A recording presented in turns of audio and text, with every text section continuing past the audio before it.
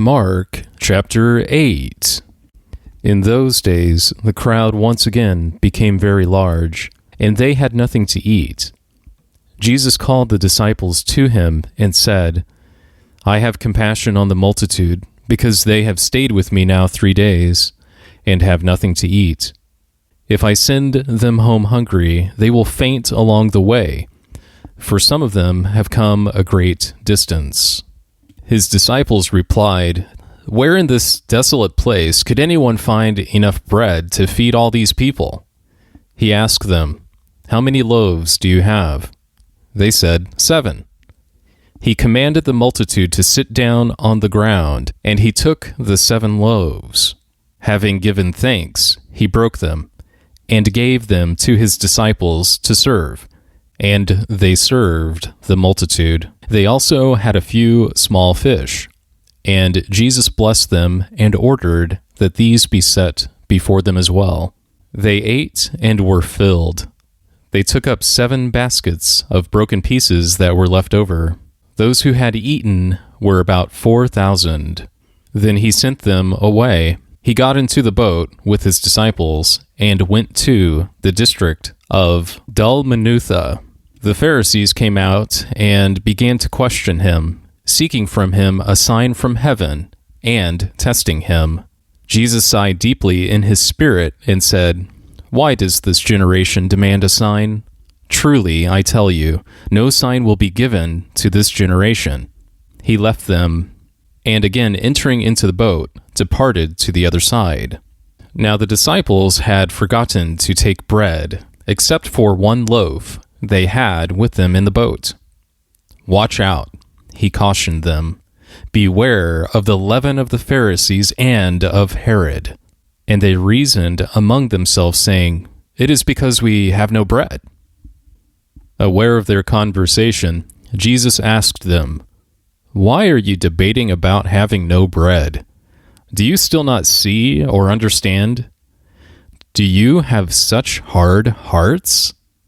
Having eyes, don't you see? Having ears, don't you hear? Don't you remember? When I broke the 5 loaves among the 5,000, how many baskets full of broken pieces did you take up? They told him 12. When the 7 loaves fed the 4,000, how many baskets full of broken pieces did you take up? They told him 7. He asked them, Don't you understand yet? When they arrived at Bethsaida, some people brought a blind man and begged Jesus to touch him. He took hold of the blind man by the hand and brought him out of the village. When he had spat on his eyes and laid his hands on him, he asked him if he saw anything. And he looked up and said, I see men as trees walking. Once again, Jesus placed his hands on the man's eyes, and when he opened them, his sight was restored, and he could see everything clearly.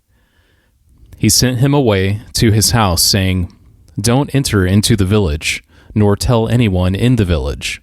Then Jesus and his disciples went on to the villages around Caesarea Philippi. On the way, he questioned his disciples, Who do people say I am? They replied, Some say John the Baptist, others say Elijah, and still others, one of the prophets. He said to them, But who do you say that I am? Peter answered, You are the Christ. And Jesus warned them not to tell anyone about him.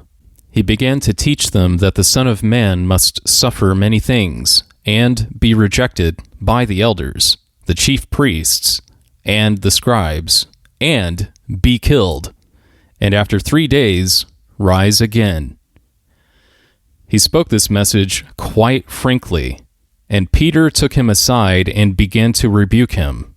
But Jesus, turning and looking at his disciples, rebuked Peter and said, Get behind me, Satan, for you do not have in mind the things of God, but the things of men.